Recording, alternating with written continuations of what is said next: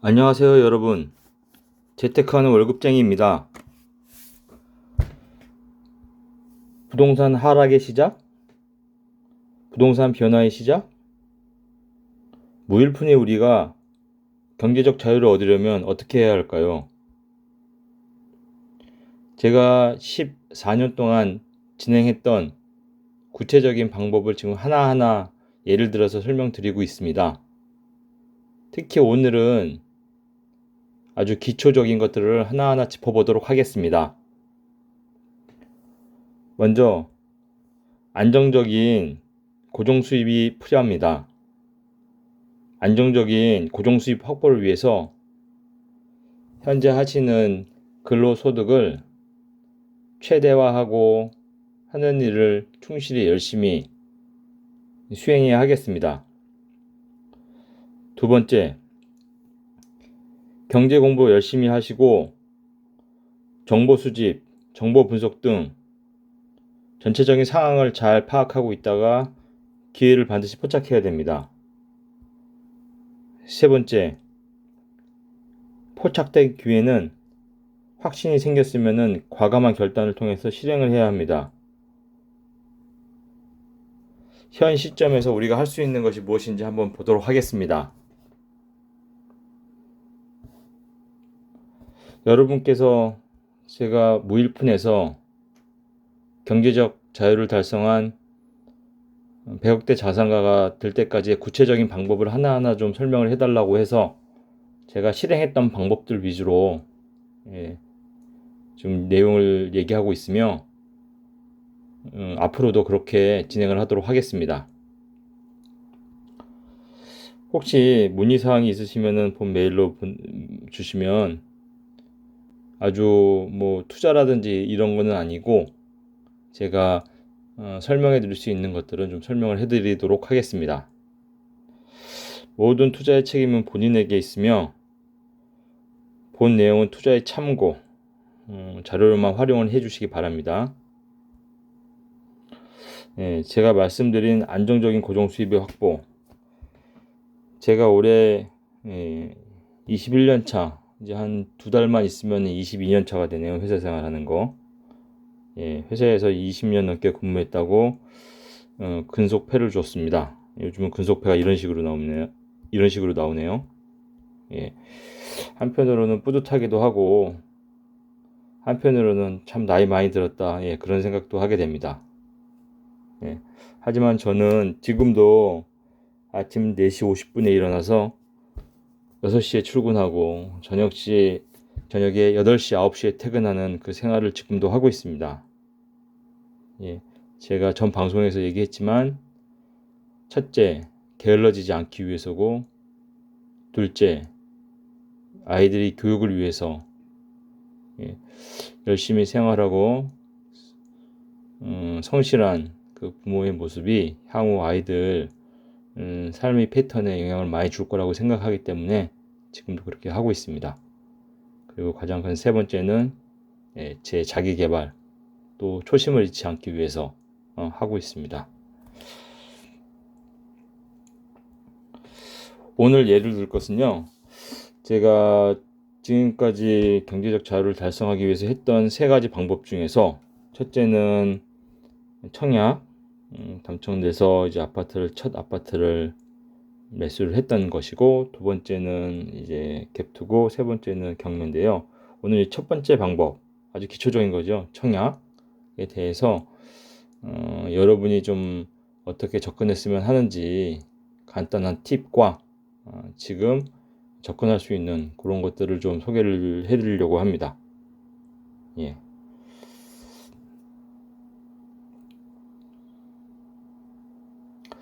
우선 현재 상황이 어떤지, 현재 우리나라의 경제 상황이 어떤지, 부동산 시장은 어떤지, 사람들의 아파트에 대한 매수 심리는 어떤지, 이런 것들이 좀 파악이 돼야지 내가 어떠한 투자를 할 것인지 그 방향이 잡히게 됩니다. 지금 전체적으로 잘 알고 계시다시피 어제부로 기준금리는 이제 1%가 됐습니다. 1%가 되면 신용대출이든 또는 아파트 담보대출이든 대부분 75% 이상의 사람들이 변동금리로 돼 있기 때문에 예, 가계에 굉장한 부담이 됩니다. 그렇기 때문에 아파트 매수 심리가 좀 위축이 될 것 같고, 추가 금리 인상도 가능하다고 어제 시사를 했습니다. 그래서 1월 달 중에는 추가적으로 계속 금리가 오를 것 같습니다. 그러면 주담대는 4에서 6%, 뭐 6%, 7%까지도 지금 계속 올라가게 생겼습니다. 그런 상황이니 매수하는 데는 굉장히 위축이 되겠죠. 네. 그리고 아파트를 보유하는, 특히 종부세, 아파트 가격이 많이 올라서 지금 다주택자는 뭐 물론이고 1주택자들도 지금 보유세 부담이 역대 최대입니다. 그래서 다주택자들이 향후 어떻게 좀 의사결정을 할지, 보유하고 있는 아파트들을 매물로 내놓을지 아니면은 지속 갖고 갈지, 그런 것에 따라서 지금 전체적인 방향이 조금 변할 것 같습니다. 네, 올해도 종부세 부담이 컸지만 저도 굉장히 좀 많이 냈지만 진짜는 내년입니다. 내년은 이제 아파트 가격이 현실화되고 하기 때문에 올해보다도 종부세가 2배, 3배 이렇게 좀 나올 수가 있습니다. 그렇기 때문에 방향 설정을 좀 잘 해야 되겠습니다. 또 대출 한도까지 지금 맞물려서 매수 심리는 크게 위축이 될 것 같습니다. 그럼 이런 아파트의 매수 심리를 파악할 수 있는 과연 지표는 무엇일까? 이렇게 신문에서 계속 나오고 있는 얘기로만 저희가 파악하면 될까? 그렇지 않습니다. 저는 전체적인 상황을 파악하는데 이 세 가지를 주로 봅니다. 세 가지. 매수 심리 측면에서는 이 세 가지를 보고 판단을 합니다. 그렇다면 정말로 매수 심리가 꺾였는지 그 신호를 무엇으로 확인할까? 첫 번째는 주택 구입 부담 지수. 이거는 한국주택금융공사에 가면 확인을 할 수 있습니다. 두 번째는 아파트 실거래량. 이는 국토교통부와 부동산 지인 등 각 사이트에 가면 확인할 수 있고요. 그리고 매수 우위 지수. 사람들이 매수하려는 심리. 그것은 KB 부동산 리본에서 확인을 할 수 있습니다. 일단 심리 측면에서는 이 세 가지를 보고 기타 여러 가지 정황을 또 봐야 되죠. 공급 측면에서 향후 앞으로 아파트가 얼마나 공급이 될 것이냐, 또는 인허가 물량이 얼마나 되냐, 그 지역의 인구 유입이 얼마나 될 것이냐, 그런 것들은 제가 앞에 방송에서 모두 언급을 하고 분석하는 방법도 같이 컨텐츠를 공유를 해드렸습니다. 그런 부분을 좀 같이 확인을 해주시면 좋고요. 일단은 심리 측면에서는 이 세 가지를 보는 게 가장 좋습니다. 이 주택 구입 부담 지수라는 것은 각 가게에서 이 주택 구입에 대한 부담 비용을 얼마나 지고 있냐, 그것을 나타내는 것입니다. 뭐 수식은 뭐 복잡한데 간단하게 말씀드리면, 주택 구입 부담 지수가 예를 들어서 100이다. 이게 주택 구입 부담 지수를 나타내고 있죠. 100이다. 그러면 연봉 4천만 원인 사람의 25%인 1,000만 원을 전부 주택 구입 부담하는 데 쓰고 있다. 이렇게 보시면 되고, 주택 구입 부담 지수가 90이다. 그러면 4천만 원의 25%인 1,000만 원, 1,000만 원의 90%니까 0.9는 약 900만 원을 주택 구입 부담하는 데 쓰고 있다. 그것을 나타내는 것입니다. 그러면 과거 2009년부터 지금 2021년까지 보면 아파트 가격이 큰 조정을 받는 시기가 2010년부터 2014년 요 시기였습니다. 이때는 주택 구입 부담 지수가 최저였습니다. 대략 한 50 정도를 가르치고 있죠. 지금은 얼마냐? 지금은 약 70입니다. 한 20 정도의 갭이 있죠. 굉장히 주택 구입 부담 지수가 높은 것입니다. 금리가 높아지면 어떻게 되겠습니까? 이게 계속 증가를 하게 됩니다. 그렇게 되면 주택을 구입하는데 부담이 높기 때문에 심리가 위축되게 됩니다. 그래서 저는 지금 상황이 역대 어느 시점보다도, 이제 보십시오. 역대 어느 시점보다도 이때 2008년, 9년도, 7, 8년도 이때 부동산 아주 급등했을 때죠. 그때 지금을 넘어서는 그런 시기입니다. 예. 그렇기 때문에 굉장한 부담을 느끼고 있는 그런 지금 상황이다. 이렇게 판단이 됩니다. 두 번째, 거래량을 보겠습니다. 예, 이 거래량, 일단 서울을 기준으로 봤는데요. 서울. 이 거래량은 지금은 사람들이 뭐 나오는 매물이 없어서 그래서 거래가 안 된다. 그렇게 얘기를 하고 있지만 실제는 지금 매물이 10월 달부터는 쌓이고 있습니다. 쌓이고 있고 호가가 너무 높기 때문에 간헐적으로 지금 거래가 되고 있고 그 거래가 되고 있으면서 신고가는 전체에서 한 3, 40% 이제 신고가를 찍고 있는 것이고 좀 그런 상황입니다. 그러니까 사람들이 매도하려는 사람들이 욕심을 너무 부리고 있기 때문에 거래가 안 되고 있고 그래서 거래량 급감으로 나타나는 것입니다. 그러면은 요 선이 평균 월평균 거래 평균량인데 지금 11월 달에 서울을 보면은 네, 거래 건수가 312건이죠. 정말 적습니다. 보통 월평균 거래량이 8천에서 7천, 6천 뭐 이 사이가 돼야 되는데 지금 7월 달부터 거래가 급감하고 있죠. 4천, 4,600, 4,100, 2,600, 2,100, 지금 300. 예. 뭐 11월 달 건 좀 더 남아 있기 때문에 좀 봐야 되겠죠. 근데 지금 상황으로 봤을 때는 이 추세면 11월 달도 한 1,000대가 되지 않을까. 예, 그렇게 예측이 되고 있습니다. 매수 심리가 굉장히 지금 얼어붙었다는 것을 반증하는 예입니다. 예. 그렇기 때문에 지금 무주택자분들 집을 너무 꼭지에 잡지 않게 상황을 잘 판단을 좀 했으면 좋겠습니다.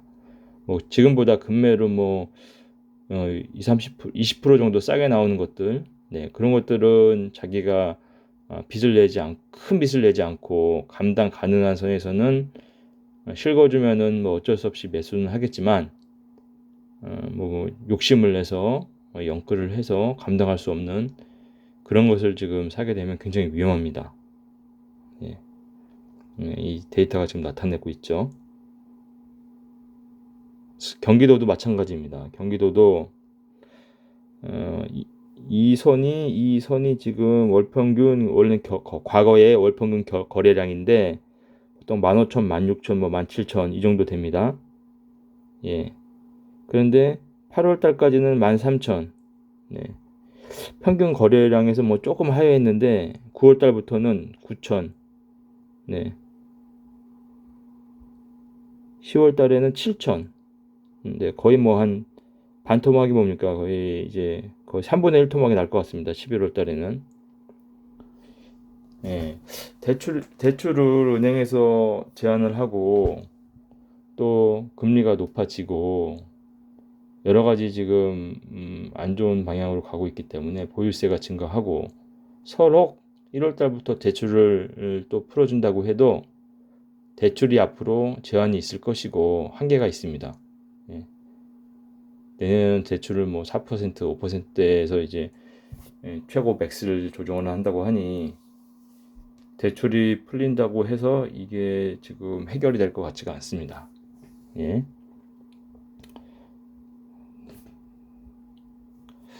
그래서 이 매수 우위 지수를 좀 확인을 하면 계속 아까 그 앞에 데이터들과 마찬가지로 8월 달부터 계속 좀 떨어지고 있죠. 전국이 광주만 빼고 광주도 떨어지고 있지만 떨어지는 폭이 좀 작습니다. 광주는 100보다 작으면 매도하려는 사람이 많다는 얘기입니다. 예.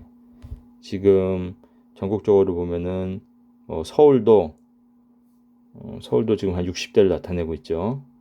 서울이 지금 60.2를 나타내고 있습니다. 인천이 66.9, 부산 68, 울산 57, 대전 54, 대구 29. 대구 29는 저희가 2014년도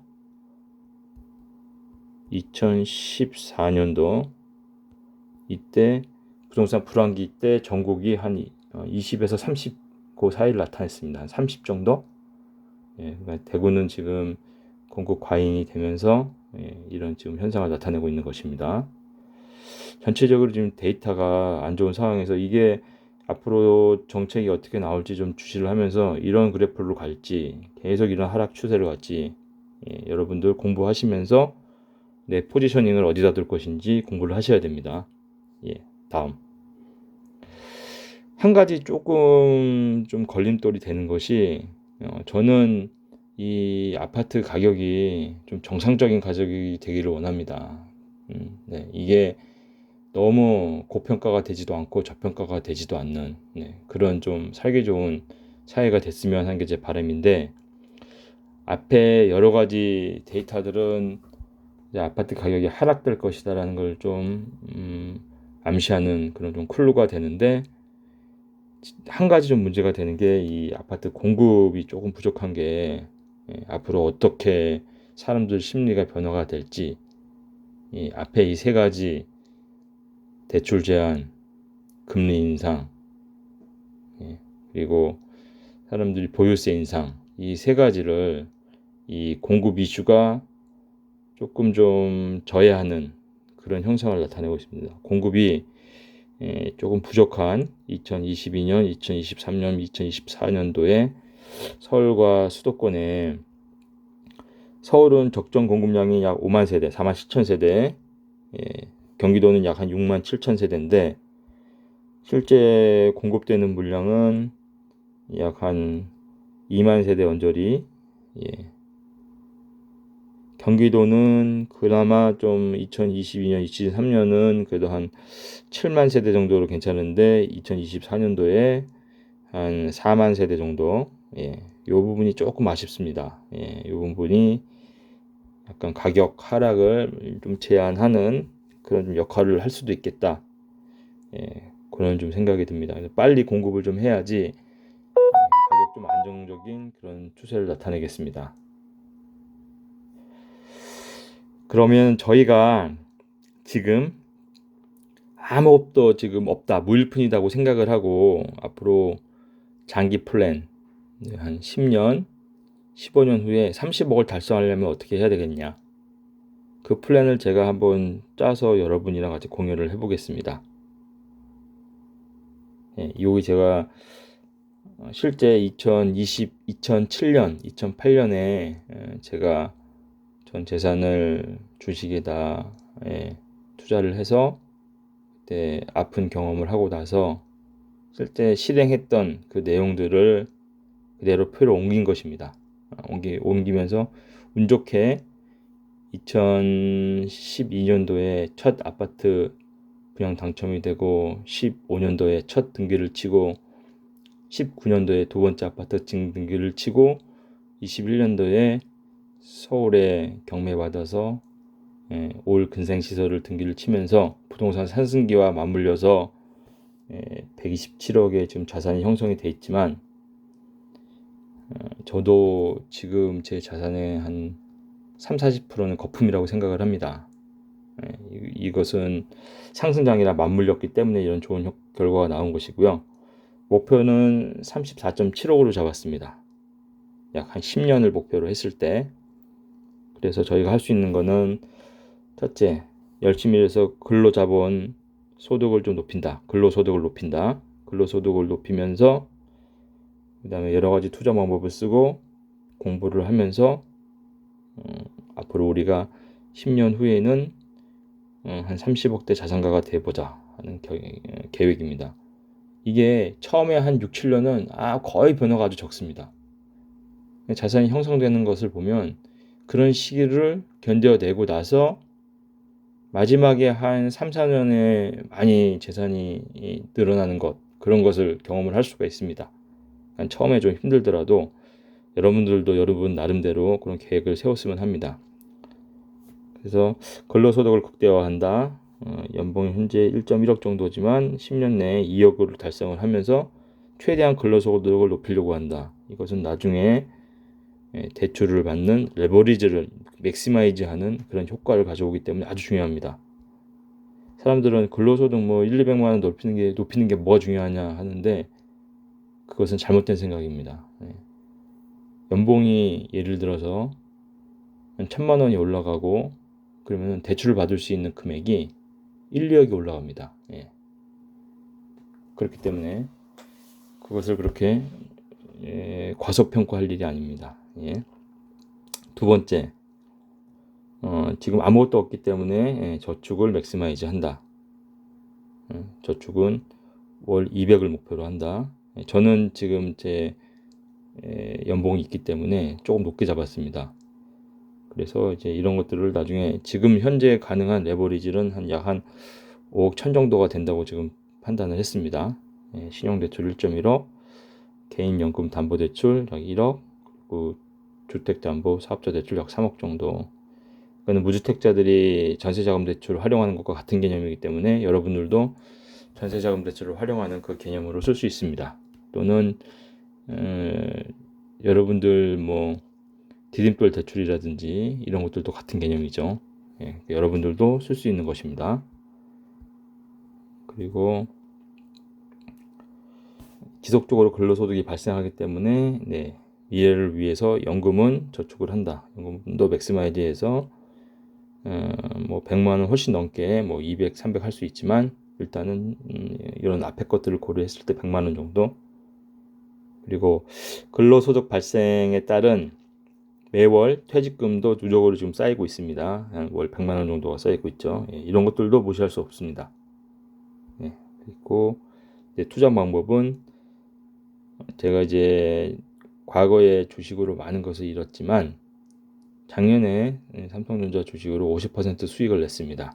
그래서 주식 거래도 앞으로 장기적으로 좀 투자를 해보려고 하고 있고 이번에 처음으로 삼성전자 이제 우량주 좀 가격이 많이 떨어졌을 때 샀는데 지금 더 떨어졌죠. 오늘 기준으로 한 66,800원 정도 하는 것 같습니다. 지금 손실을 봤지만 계속 떨어질 때마다 누적으로 좀 살려고 하고 있습니다. 두 번째, 그리고 지금 가지고 있는 아파트를 하락기에 레버리지를 이용해서 또 대출도 좀 더 받아서 그리고 상급지 아파트로 좀 갈아타려고 하고 있습니다. 또 재건축 재개발, 제가 요번에 올 근생시설을 재건축 재개발 바로 인근에 접해 있는 역세권 건물을 받으면서 엄청난 시세 차익을 일으켰죠. 실투자 금액은 약 1억 정도인데 감정가는 약 한 20억, 20.5억 정도 되는 것을 실투자금 1억에 낙찰을 받아서 지금은 거기가 3080 재개발 지역으로 발표가 나고 역세권이기 때문에 평당 지금 한 1억 정도의 빌라가 거래가 됐고 3종에 속해 있던 지역인데 앞으로 종상향이 될 확률이 굉장히 높습니다. 종상향이라 하면 지금 5층 3종이기 때문에 5층 건물밖에 못 짓는데 준주거나 상업지역이 되면은 용적률이 높아져서 뭐 20층 호텔도 지을 수 있고 건물도 지을 수 있는 그런 땅으로 바뀌게 됩니다. 그래서 차익을 굉장히 많이 볼 수 있게 되는 거죠. 좀 그런 투자를 했기 때문에 재건축 재개발 쪽도 주의 깊게 공부를 하려고 하고 있습니다. 그리고 3기 신도시 등 앞으로 신도시들이 많기 때문에 차고 넘칠 때는 미분양도 많이 나고 또 청약 당첨된 분들이 계약을 안 하는 경우도 굉장히 많습니다. 그래서 계약을 안 하는 것들 그런 것들도 약 2026년, 2027년 이때쯤 되면은 아마 받을 수 있을 걸로 그렇게 생각이 됩니다. 그리고 경공매는 제가 지속적으로 하고 있으니까 경공매를 통해서 물건을 확보를 하고요. 그 다음에 달러도 약 한 1100 정도, 1120 이하가 되면은 매수를 하려고 하고 있습니다. 그리고 경제 공부 분석 쪽에서는 매일매일 신문 등을 통해서, 뉴스를 통해서, 또 서적을 통해서 그렇게 좀 공부를 하고 있고, 유튜브도 필요한 유튜브는 제가 구독을 하고 있고, 또 제가 작성해서 주 한 2회 정도는 지금 올리려고 하고 있고, 이제 올리고 있습니다. 여러분과 같이 소통하면서 큰 성과를 좀 냈으면 합니다. 그리고 이번 주에 읽은 책은 마윈처럼 생각하라. 제가 조금 좋아하는 그런 인물입니다. 중국 사람이라서 여러분들 조금 거부할 수도 있지만, 그 사람의 국적을 떠나서 그 사람의 사상, 마인드, 실행력, 이런 걸로 봤을 때는 좀 본받을 점이 많다. 그래서 이 책을 읽었습니다. 그렇다면 제가 첫 번째 이 방법을 통해서 경제적 자유를 이루는데 큰 방향 전환이 됐던 것입니다. 그래서 여러분도 지금 이렇게 아파트 매수 심리가 위축이 되고 각종 악재가 나오고 할 때는, 제가 생각할 때 일단 무주택자들은 청약을 할 수 있는 거, 조금의 단 0.01%의 확률이라도 있으면 도전을 해라. 그것이 가장 좋은 것 같습니다. 그래서 청약을 할 때는 지금 현 시점에서는 당장 청약 당첨이 되면 이익이 창출이 되는가, 이 부분을 가장 중요하게 생각을 하셨으면 좋겠습니다. 주변 시세 대비해서 분양가가 얼마가 되고 그 차익이 얼마가 되는지, 그것을 반드시 좀 파악을 하셨으면 좋겠습니다. 그리고 그것을 파악을 하고 나머지 7가지, 교통 호재가 확실한지, 도로 철도망 등이 향후 변화가 많은 곳인지, 일자리가 많아지는 곳인지, 인구 유입이 많이 될 것인지, 서울 인근에 있으면서 저평가가 되어 있는지, 학군이 잘 형성되어 있고 삶의 인프라가 좋은지, 서울 근접성이 좋은지, 가격 메리트는 있는지, 내 능력 안에서 구매 가능하고 향후 하락기가 와도 견뎌낼 수 있는지, 이 7가지 팩트를 좀 체크를 하셨으면 좋겠습니다. 제가 첫 번째 청약 당첨된 아파트가 동탄역에 있는 시범단지 아파트인데요. 요 7가지를 다 갖추고 있습니다. 그래서 무려 한 4.5배 정도가 상승이 했죠. 여러분들도 그렇게 좀 하셨으면 좋겠고, 제가 다음에 지금 요 다음 장에 한 3개 정도를 좀 간단하게 좀 요약을 해드릴 테니 좀 알아보시고 자격이 되시는 분들은 다 넣으시기 바랍니다. 첫 번째는 신내역에 있는 금강 펜티리움. 이건 줍줍입니다. 무순위 청약이고 안전마진이 5억이죠. 인근 시세 대비해서 약 5억 정도 지금 쌉니다. 분양가가 지금 5.4억, 84는 5.4또 5.6, 79는 5.2에서 5.5인데 인근은 지금 10억을 상회하고 있습니다. 12, 3억에 지금 나오고 있죠. 그리고 교통이 굉장히 좋습니다. 신내역, 양원역 일대고, 이거는 2021년 7월에 지금 입주를 완료를 했고, 바로 그냥 청약 당첨되면 입주를 할 수 있는 굉장히 좋은 물건입니다. 현재 전세가가 6억 정도 시세를 형성하고 있으니까 일단 청약 당첨이 되면 어떻게 해서든지 계약금 마련하시고, 나머지 부족한 거는 여러 가지 방법을 써서, 대출이라든지 여러 가지 방법을 써서 좀 마련을 하셨으면 좋겠습니다. 입주자 모집 공고일이 11월 23일이었고 청약 신청일이 11월 29일입니다. 기억하세요. 발표는 12월 2일, 정당 계약이 12월 9일 100% 추천되고, 다만 서울에 사시는 분들 1인 1건만 청약 가능합니다. 좀 반드시 하셨으면 좋겠고 좀 되셨으면 좋겠습니다. 그리고 자격은 서울시 거주하시는 분, 무주택자, 청약통장 필요 없고 19세 이상의 1인 1 청약만 하셔야 된다. 예. 두 번째는 과천 한양 수자인이죠. 예전 우정병원 자리입니다. 이거는 뭐 주변 대비해서 시세 차익이 10억입니다. 지금 과천은 30평대가 뭐 18억에서 지금 20억 하고 있죠. 예. 근데 분양가가 84가 지금 8억대 나오고 있습니다. 무조건 지금 자격 되시는 분들은 무조건 해야 되고요. 위치도 과천역 바로 인근이기 때문에 뭐 입지는 정말 좋습니다. 투기 과열 지역이고 과천 2년 이상 거주하신 분들한테 100% 분양가 상한제 적용되고 전매 제한 10년, 재당점 제한 10년, 거주 의무 5년. 네. 모집 공고일은 특별 공급이 12월 6일, 그리고 1순위가 12월 7일, 2순위가 12월 9일. 이거는 뭐 2순위까지는 가지도 않겠죠. 예.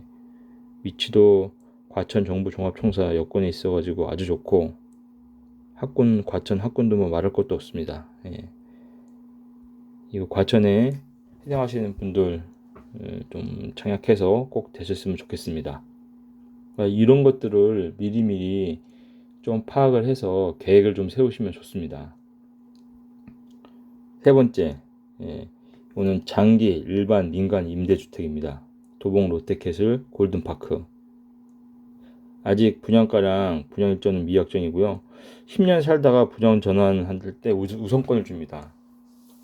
그리고 청약 당첨되고 나서 바로 임차권을 바로 팔 수도 있습니다. 하기 때문에 굉장히 좋죠. 이것도 좀 알아보셔서 나중에 이 분양가랑 분양 일정이 공지가 되면, 이거는 제한이 없습니다. 제한이 없기 때문에 누구나 지금 다 할 수 있습니다. 만 19세 이상의 수도권 거주 세대면은 누구든지 할 수 있고 청약통장 필요 없고 주택수에도 포함이 되지 않습니다. 그리고 우선 분양권이 주어집니다. 우선 분양권이 주어질 확률이 굉장히 높습니다. 이거는 아직 확정 분양가는 미정해져 있다. 우선 분양권은 거의 뭐 주어진다고 보면 되는 거죠. 99%가. 아주 좋은 것입니다.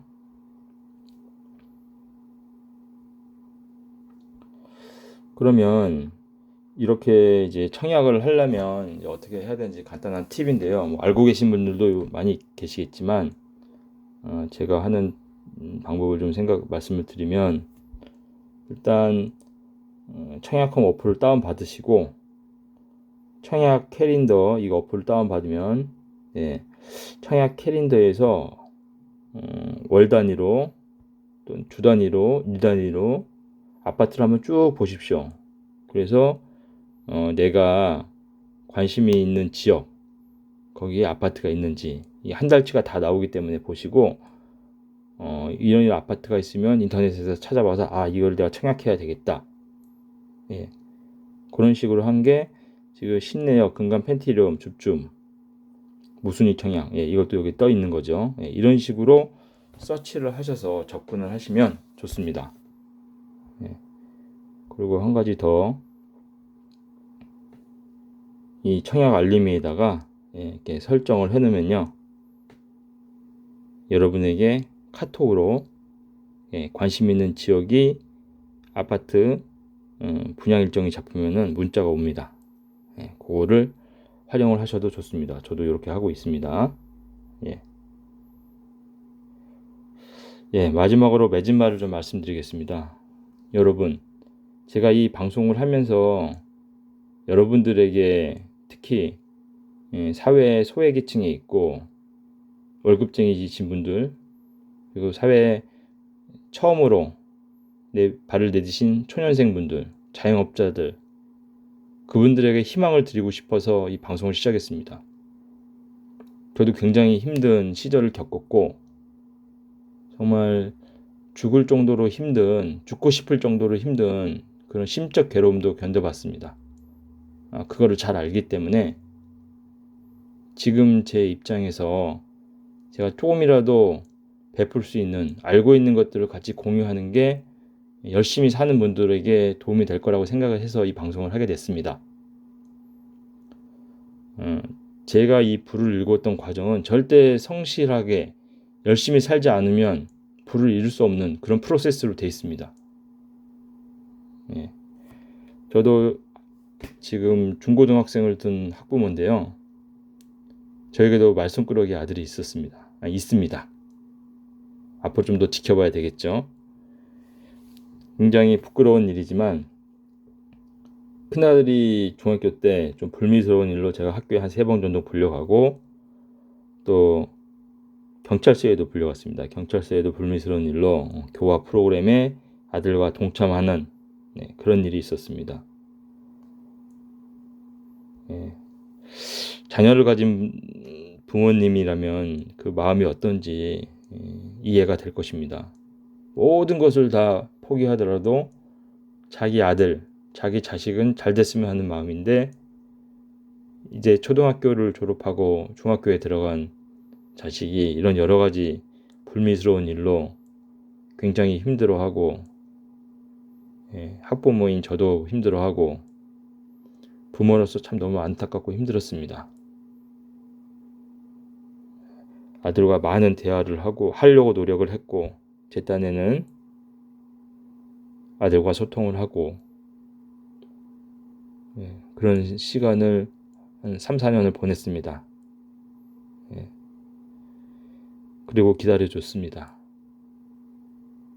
학교 시험 볼 때마다 백지를 내고 엎드려서 자던 아들이 변화가 시작이 됐습니다.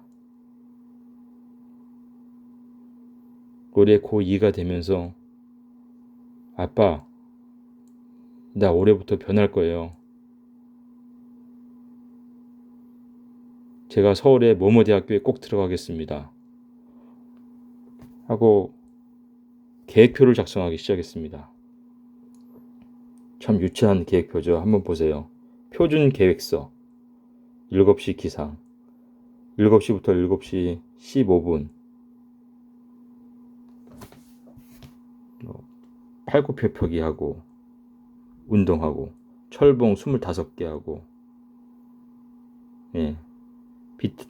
밖에 나가서 팔굽혀 펴기 하고, 비타민 챙겨 먹고, 유산균 먹고, 녹즙 먹고, 그렇게 1시간 동안의 계획표가 무려 5가지가 있습니다. 그리고 나서 도서관에 가고, 그리고 나서 각 과목별로 50분간 간격으로 공부를 하고, 또 운동을 하고, 점심 먹고 과목별로 운동을 하고, 이런 계획서를 일주일 간격으로 손으로 끄적끄적 하면서 작성을 하고 지키려고 노력을 하더군요. 참 대견했습니다. 그래서 매번 시험마다 백지를 내던 아들이 요번에 11월달 고2 모의고사에서 받아온 성적이 영어 95점, 수학 80점, 국어 90점을 받아왔습니다. 저도 깜짝 놀랐습니다. 컨닝한 줄 알았죠. 차마 그렇게 물어보지는 못했습니다.